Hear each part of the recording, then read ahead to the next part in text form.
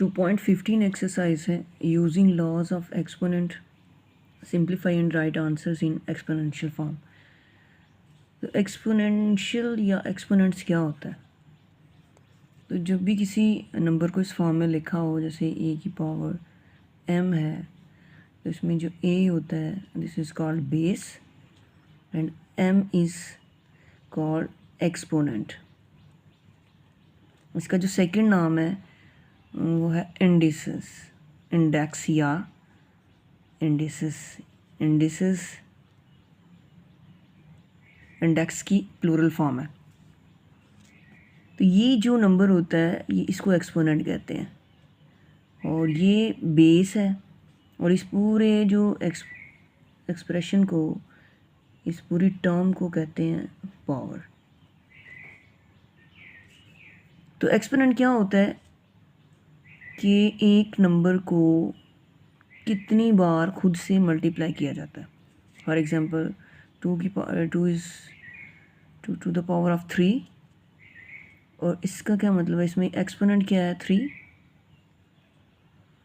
और इसका मतलब है कि 2 को 3 टाइम खुद से मल्टीप्लाई करना है।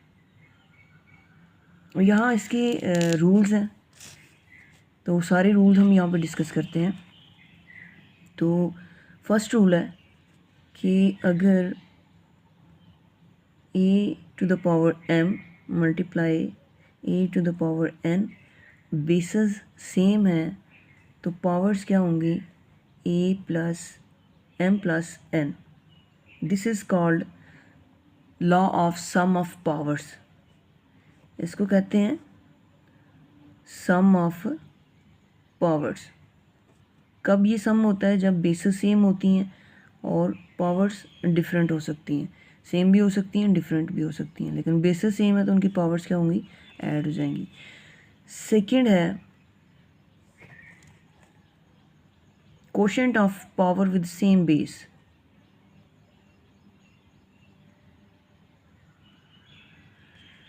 कोशेंट फॉर्म कौन सी होती है, division form. Quotient of power with same base, इसमें भी क्या है कि a to the power m divided by a to the power n। इसको ऐसे भी लिख सकते हैं और इसको a to the power m over a to the power n ऐसे भी लिख सकते हैं। और ये किसके इक्वल होता है, जब डिवीजन फॉर्म में होता है तो a to the power m minus n। यानी जब मल्टीप्लिकेशन होती है, बेसेस सेम होती हैं तो पावर ऐड हो जाती हैं, और जब डिवीजन होती है यानी कोशेंट फॉर्म होती है, बेसेस सेम होती हैं और पावर माइनस हो जाती हैं। यानी इसको उठा के जब हम ऊपर लेके जाते हैं तो इसका साइन नेगेटिव हो जाता है। तो थर्ड रूल है पावर ऑफ पावर। इसमें क्या होता है कि अगर a to the power m to the power n हो तो इसको m मल्टीप्लाई n लिखते हैं, यानी m और n आपस में क्या हो जाते हैं, मल्टीप्लाई हो जाते हैं। जब हम क्वेश्चन करेंगे तो ये सारे वहाँ पे यूज़ होंगे। उसके बाद है प्रोडक्ट रूल अगेन, और ये कब, जब बेसिस डिफरेंट होती हैं। अगेन प्रोडक्ट रूल है a to the power m multiply b to the power m। अब बेसिस डिफरेंट हैं, पावर सेम है, तो this is equal a multiply b to the power m। और इस a क्रॉस b को हम a dot b to the power m या हम a b single to the power m भी लिख सकते हैं। इन तीनों का मतलब ये है कि दोनों आपस में मल्टीप्लाई हो रहे हैं। सेकंड है law of power of quotient form. अब इसमें भी अगेन जैसे यहाँ पे पहले सेम बेसिस थी तो पावर्स ऐड होती थी, अब जो है बेसिस डिफरेंट है तो again quotient of power of the quotient. तो इसको कैसे लिखना है कि a to the power m divided by B to the power m, और इसको हम लिखेंगे a to the power m over b to the power m is equal a over b whole to the power m। यानी अगर basis different हैं तो powers उनकी इकट्ठी हम इस तरह लिख सकते हैं। नेक्स्ट है law of zero power. Zero power क्या होती है, ये भी क्वेश्चन में आता है कि कब, जब बेसेस सेम होती हैं और पावर भी सेम होती है, बेस भी सेम है पावर भी सेम है, तो इसको हम कहते हैं a to the power m minus m,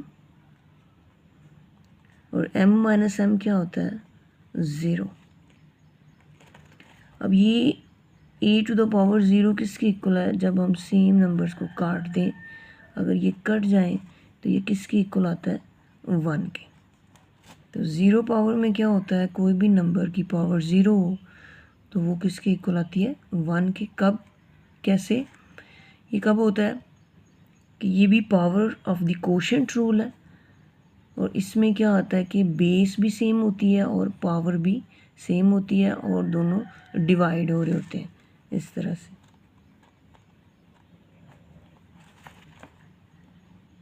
उसके बाद है लॉ ऑफ नेगेटिव पावर।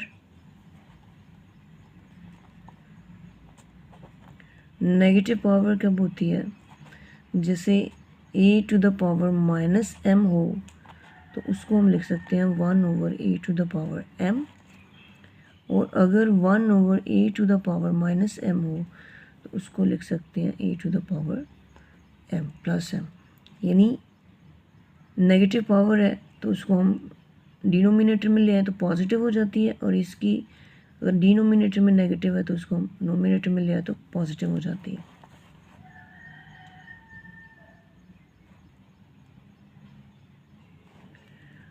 और अगर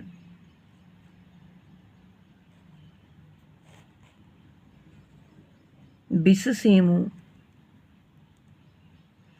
तो तब भी हम इसको माइनस करते हैं। This is called negative power. जो लास्ट पे है वो फ्रैक्शनल एक्सपोनेंशियल है,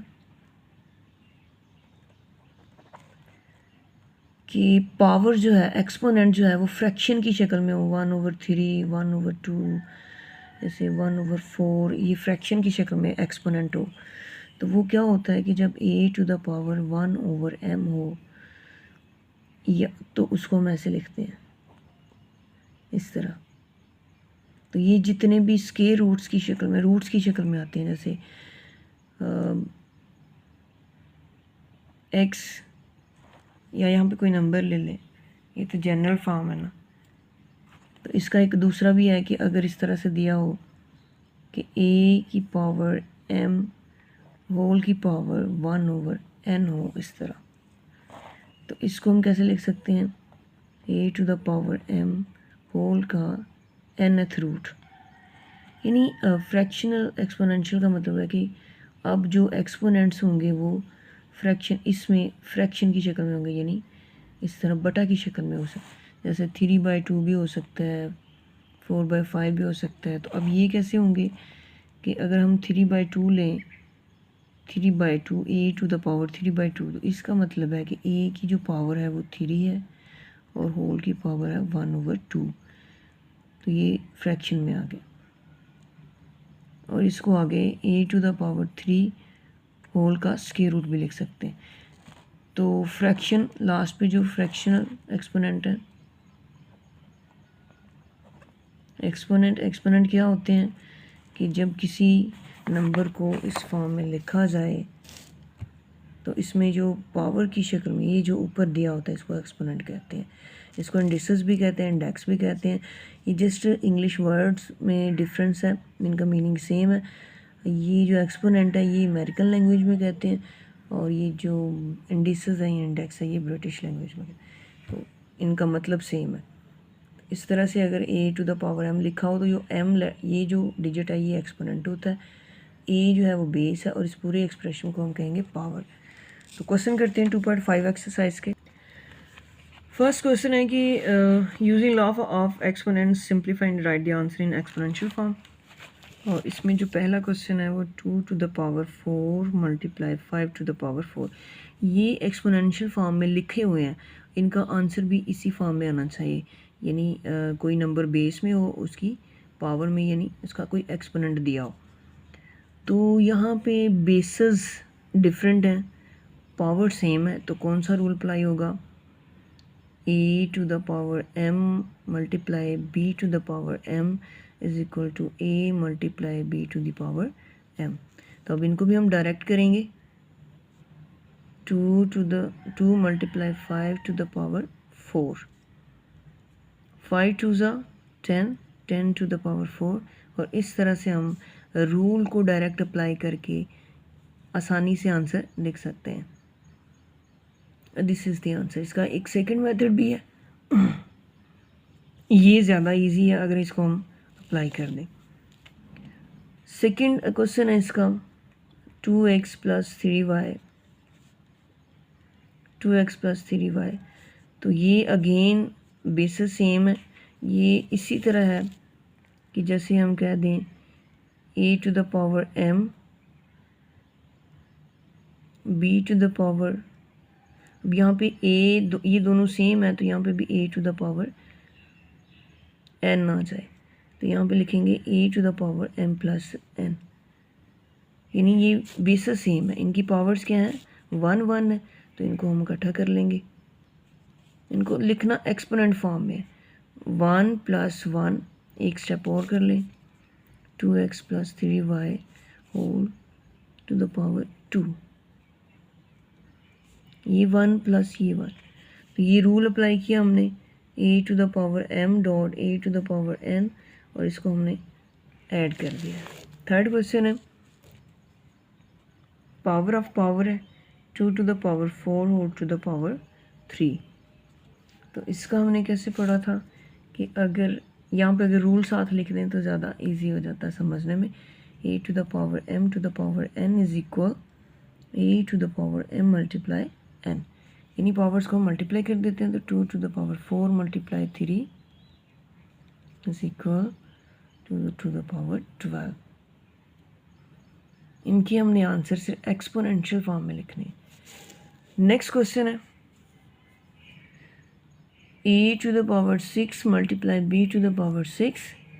तो इसको लिखते हैं, पावर्स सेम है, a multiply b to the power b, और यहाँ इसको लिख सकते हैं, यहाँ पे b नहीं है 6 है, और यहाँ पे इसको ऐसे भी लिख सकते हैं a b to the power 6।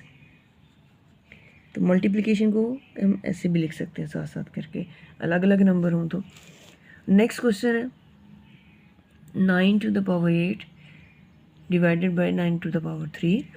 अब बेसिस सेम है, डिवाइड हो रहे हैं, तो हमने कौन सा रूल अप्लाई करना है? a to the power m divided by a to the power n is equal a to the power m minus n।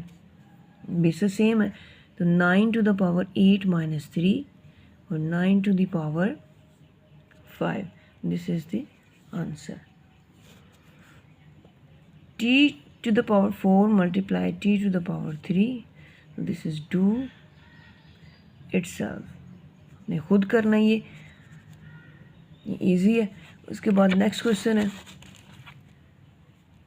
3 to the power 7 over 3 to the power 4 multiply 3 to the power 3। कैसे लिखेंगे इसको? इसमें दो rule apply हो रहे हैं, 3 to the power 7 को ऐसे रहने दें। अब यहाँ पे मल्टीप्लिकेशन का रूल है, यानी प्रोडक्ट है, तो उनकी पावर्स ऐड हो रही है, a to the power m multiply a to the power n is equal a to the power m plus n। तो यहाँ पे आ जाएगा 3 की पावर 4 प्लस 3, 3 की पावर 7 ओवर 3 की पावर 4 प्लस 3 7। अब यहाँ पे 0 पावर आ रहा है, देखें बेस भी सेम है और पावर्स भी सेम है, तो इसमें हम कैसे लिखेंगे? जब इस तरह लिखा हो तो 3 to the power 7 minus 7 is equal 3 to the power 0। So this is the answer. इसको हमने इस फॉर्म में इसलिए लिखा क्योंकि हमारे जो क्वेश्चन पूछा गया वो लिखा हुआ कि एक्सपोनेंशियल फॉर्म में लिखे, तो एक्सपोनेंट में कुछ ना कुछ होना चाहिए। यहाँ पे क्या है, 0 है।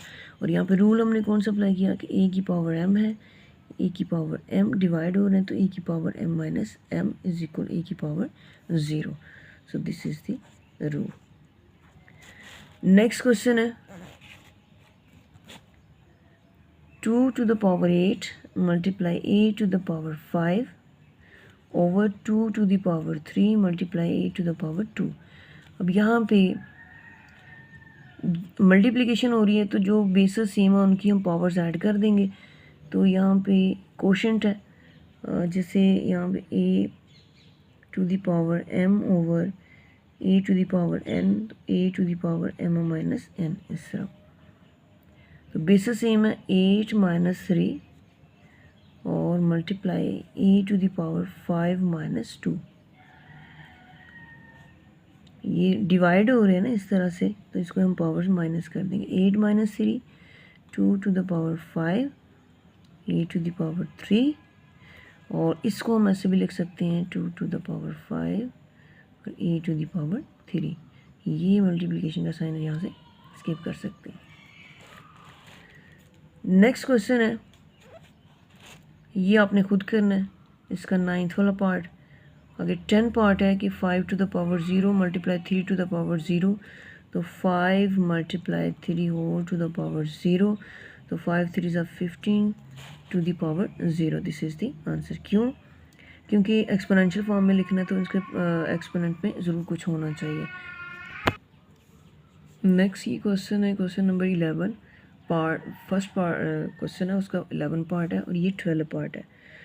तो ये किस तरह से करना है, ये अगेन रूल है, पावर रूल है। तो जब इस तरह से लिखा हो a की पावर m की power n is equal to a multiply m multiply n, इनको भी आपस में मल्टीप्लाई कर देंगे तो 5 3 2 ज़ा इस तरह से divided by 5 to the power 7, 5 to the power 3 to the 6 multiply 5 to the power 4 divided by 5 to the power 7। अब ये अगेन मल्टीप्लाई हो रही है, बेसिस सेम है तो पावर्स क्या हो जाएंगी, add 6 plus 4 divided by 5 to the power 7। ये 6 और 4 10 divided by 5 to the power 7। अब डिवीजन रूल है तो यहाँ पे कौन कौन से रूल अप्लाई हो रहे हैं, ए की पावर m मल्टीप्लाई की power n is equal A की पावर m प्लस n, और यहाँ पे है a to the power m divided by a to the power n is equal to a to the power m minus n। तो इनकी हमने direct 5 to the power 10 minus 7 5 to the power 3। So this is the answer. ये question है तो इसको कैसे करना, हमने सेम बेसिस वाले की पावर्स को हमने माइनस कर देना। ये क्वोशंट फॉर्म में तो कैसे लिखेंगे, x टू द पावर 2 इसकी पावर 1 है minus 1, y to the power 5 minus 4, x to the power 1, y to the power 1, it means x, y. So this is equal to xy. This is the answer.